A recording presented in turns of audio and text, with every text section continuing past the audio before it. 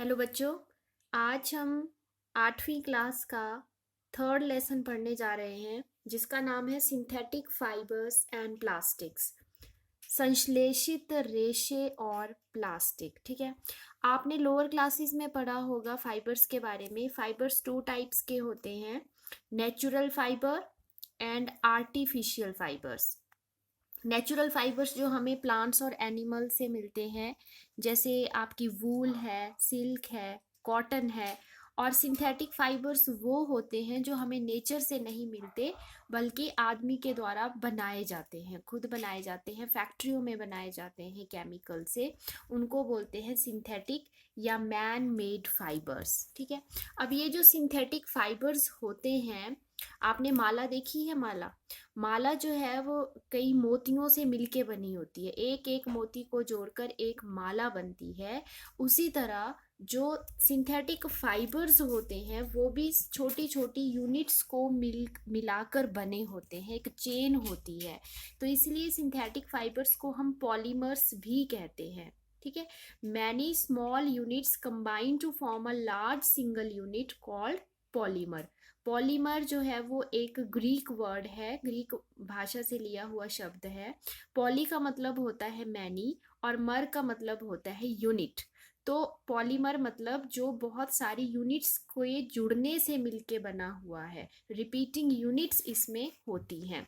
तो कुछ पॉलीमर्स जो हैं वो नेचर में भी पाए जाते हैं, जैसे कि कॉटन। कॉटन एक पॉलीमर है, ठीक है, जिसको हम सेलुलोज कहते हैं।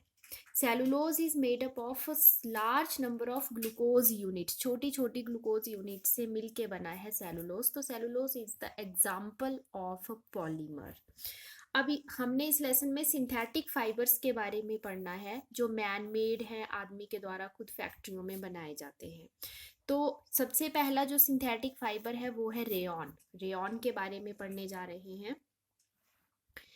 तो जैसा कि आपको पता है कि सिल्क की खोज सबसे पहले चीन में हुई थी, लेकिन सिल्क फाइबर जो है नेचुरल फाइबर है जो सिल्क मॉथ से मिलता है। बहुत ही ब्यूटीफुल टेक्सचर इसका होता है, लेकिन ये बहुत ही महंगी होती है। हर कोई इसको आसानी से नहीं खरीद सकता। ठीक है, तो इसलिए उसके बाद ये कोशिश की गई कि क्यों ना सिल्क से ही मिलता जुलता कोई ऐसा फाइबर बनाया जाए जो कि सिल्क की ही तरह दिखता हो। ठीक है, लेकिन उसे बनाना आसान हो और सस्ता हो। तो ऐसा एक फाइबर तैयार किया गया सिल्क का बिल्कुल डुप्लीकेट, जिसको कहा गया रेयॉन। ठीक है, तो रेयॉन जो है वो वुड पल्प, लकड़ी की लुगदी से ही बनाया गया है। लेकिन फिर भी हम इसको नेचुरल फाइबर नहीं कहते, क्योंकि ये सिर्फ रॉ मटेरियल के तरह यूज किया जाता है, कच्चे माल की तरह यूज किया जाता है वुड पल्प, लकड़ी को। फिर बाद में उसको फैक्ट्रियों में ही प्रिपेयर किया जाता है। तो है तो ये मैन मेड ही है। बेशक इसका जो रॉ मटेरियल है वो नेचुरल है, प्लांट है, लेकिन क्योंकि इसकी प्रेपरेशन फैक्ट्रियों में होती है तो रेयॉन को हम नेचुरल नहीं कहते, it is a synthetic fibre. और क्योंकि इसका जो गुण है वो उस रेशम से मिलते जुलते हैं, सिल्क की तरह है, इसीलिए रेयॉन को आर्टिफिशियल सिल्क भी कहते हैं। Important question, which fibre is known as artificial silk? Rayon. ठीक है, रेयॉन जो है अगर हम उसको कॉटन के साथ मिक्स कर दें तो उसकी बेडशीट बनाई जाती हैं, और वूल के साथ मिक्स करके उसके कारपेट बनाए जाते हैं।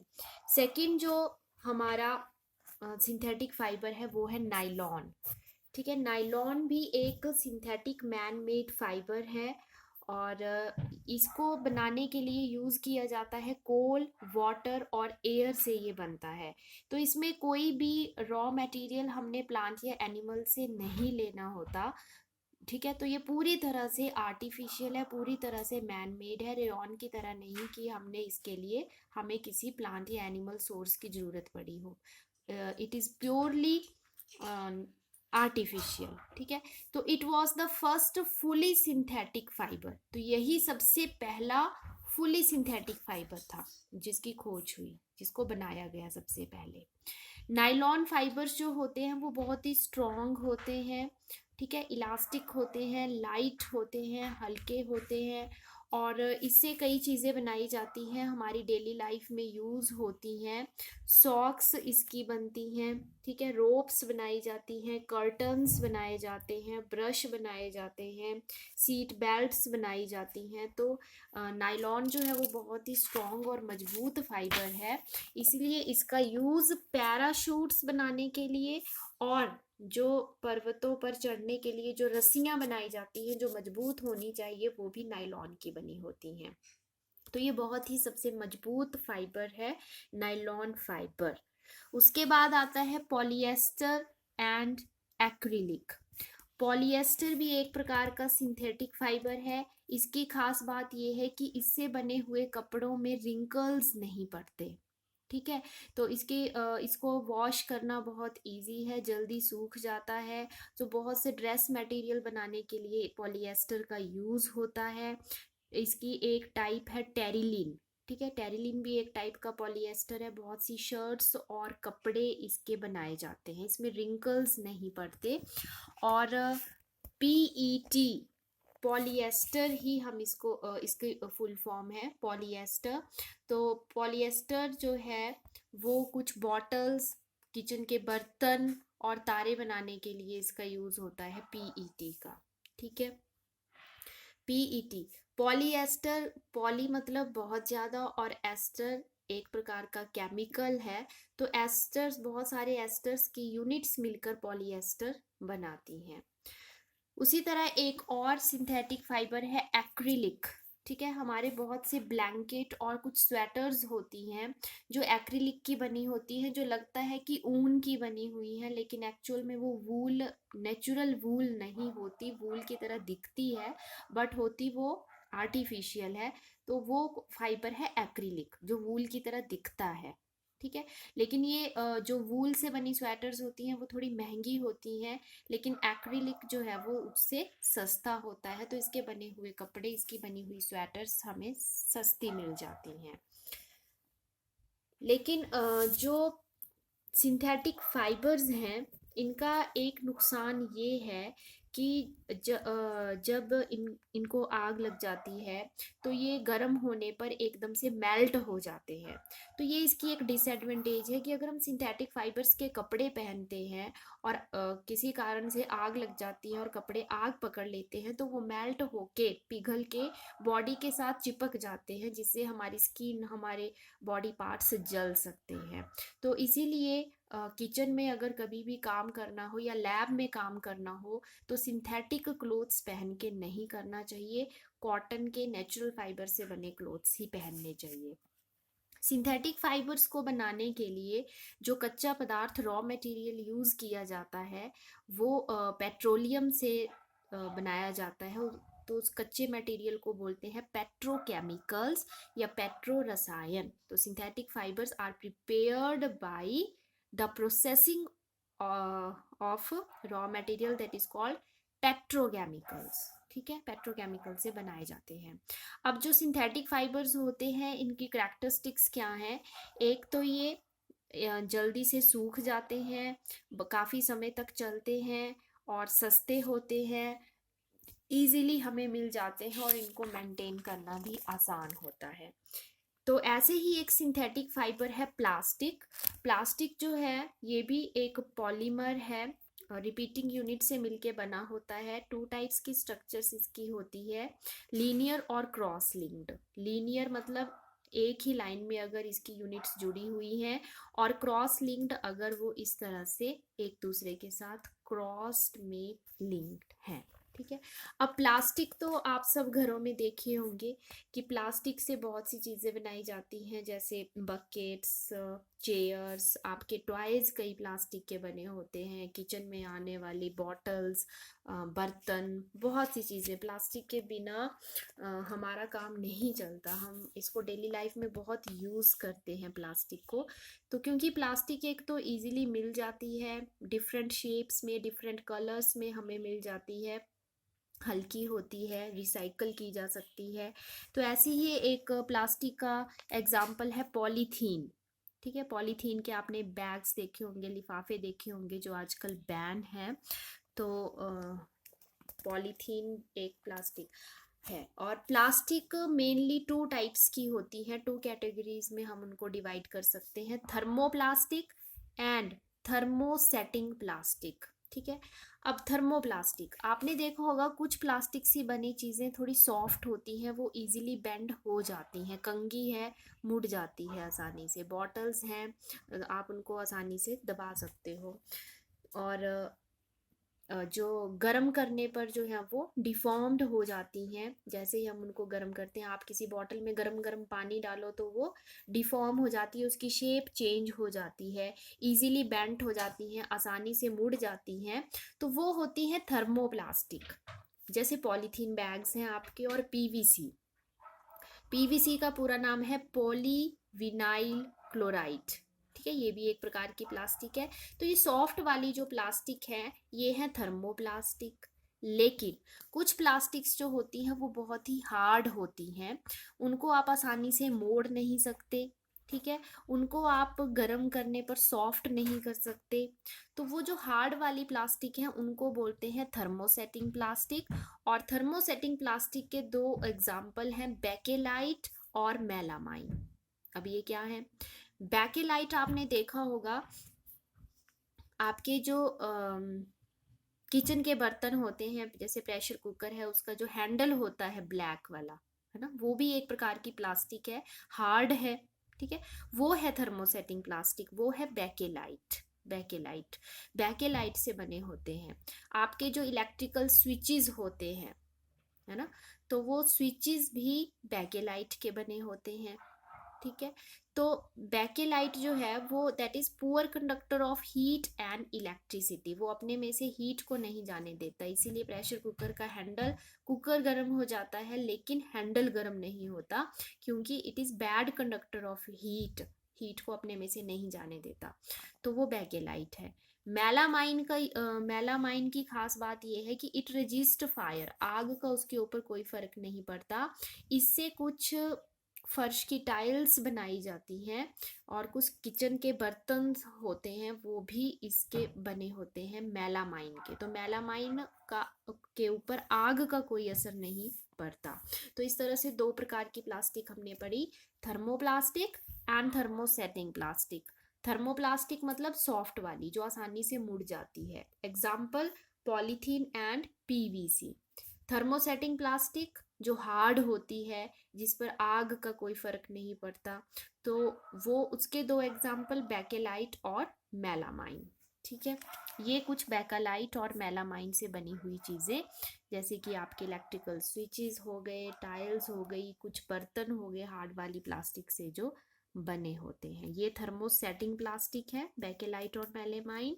और ये आपकी सॉफ्ट वाली प्लास्टिक यानी कि थर्मोप्लास्टिक। ये थर्मोसेटिंग, थर्मोसेटिंग मैंने बताई ना टू टाइप्स की, बेकेलाइट और मेलामाइन।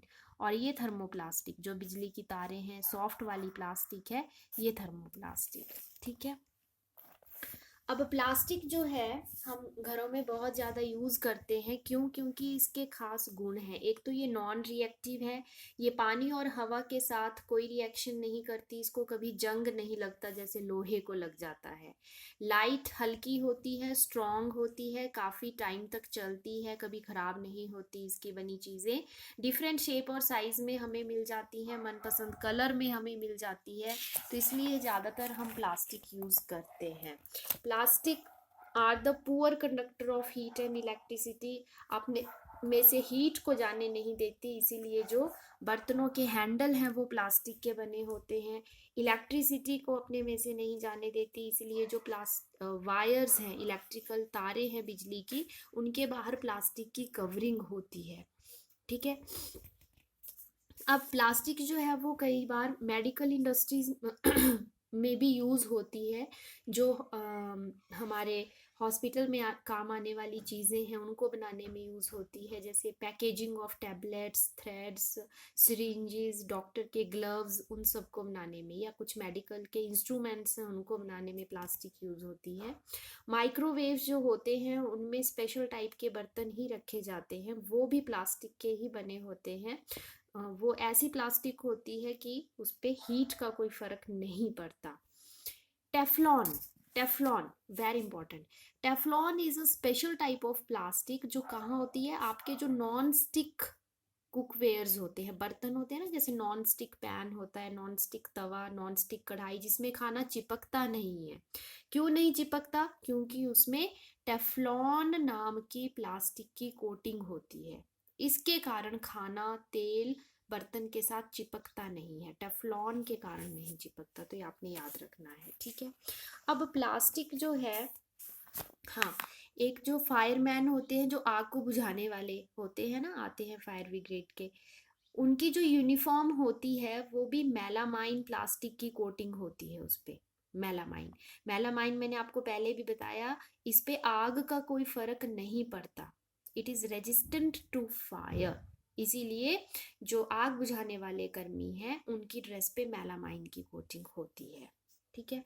अब प्लास्टिक टू टाइप्स की होती है, बायो सॉरी, प्लास्टिक जो है वो हमारे एनवायरनमेंट पे क्या फर्क करती है। तो जो भी हमारा मटेरियल है, जो कूड़ा कचरा या हम वेस्ट बाहर फेंक देते हैं, वो टू टाइप्स का होता है, biodegradable and non biodegradable. Biodegradable जैसे फलों और सब्जियों के छिलके, जो धीरे धीरे बैक्टीरिया उनको खाद में बदल देते हैं, वो डिकम्पोज हो जाते हैं और ख़त्म हो जाते हैं। लेकिन नॉन बायोडिग्रेडेबल ऐसे मटेरियल होते हैं जिन पे बैक्टीरिया का कोई असर नहीं पड़ता और वो वैसे के वैसे ही रहते हैं कई सालों तक, ना गलते हैं ना सड़ते हैं। तो plastic is a non biodegradable material. Plastic पे कोई फर्क नहीं पड़ता, आप उसको कई सालों तक मिट्टी में दबाए रखो, वो वैसी ही रहेगी, ठीक है। अब प्लास्टिक इसीलिए हार्मफुल है क्योंकि एक तो ये एनवायरमेंटल पॉल्यूशन करती है, इसका निपटान जो है वो सही तरीके से नहीं हो सकता, इसका निपटान करना बहुत मुश्किल है। अगर हम इसको जलाते हैं तो इससे बहुत ही हार्मफुल गैसेस निकलती हैं जो एनवायरनमेंट को पॉल्यूट करती हैं।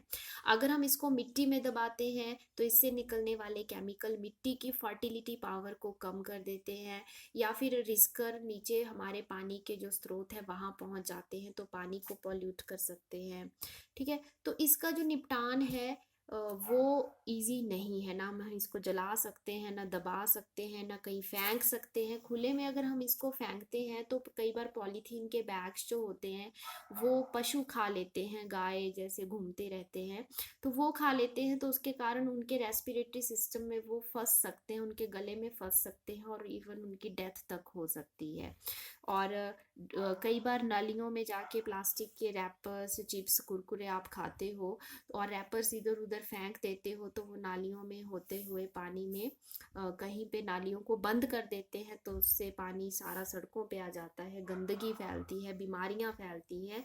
तो इसीलिए अगर आप कहीं भी जाओ, पिकनिक मनाने घूमने जाओ, तो प्लीज़ अपने साथ जो भी आप खाने पीने का सामान लेके जाओ उसमें जो भी पैकेट्स हैं, जो कूड़ा कचरा है, उसको सही जगह पे उसको डिस्पोज करो, उसको डस्टबिन में डालो, या फिर आप बस में सफ़र कर रहे हो तो ऐसे पैकेट्स को, कूड़े को वापस घर ले आओ और अपने डस्टबिन में डालो, ठीक है। तो इस तरह से हम अपने एनवायरनमेंट को बचा सकते हैं। तो प्लास्टिक जो है मतलब एक अच्छे नागरिक के तौर पर हमें 4R को अपनाना चाहिए। 4R प्रिंसिपल का मतलब है reduce, reuse, recycle and recover. Reduce मतलब प्लास्टिक का कम से कम उपयोग करें। रीयूज, एक बार जो प्लास्टिक यूज हो गई, जैसे तेल की बोतल है तो उसको फेंके ना, बल्कि दोबारा आप उसको यूज में लाएं। उससे आप कुछ भी बना सकते हो, जैसे पेन स्टैंड बना सकते हो या कोई भी यूज की चीज बना सकते हो। रिसाइकल, प्लास्टिक को इधर उधर ना फेंक के उसको कूड़े वाले को दे, या फिर जो वहाँ फैक्ट्रीज में ले जाके उसको रिसाइकल करेंगे और रिसाइकल्ड हुई प्लास्टिक को दोबारा रिकवर करें और यूज करें। तो ऐसी हैबिट्स अगर हम अपनाएंगे तो हम अपने एनवायरनमेंट को बचा सकते हैं। तो ये आपका यहाँ पर लेसन ख़त्म होता है। Thank you.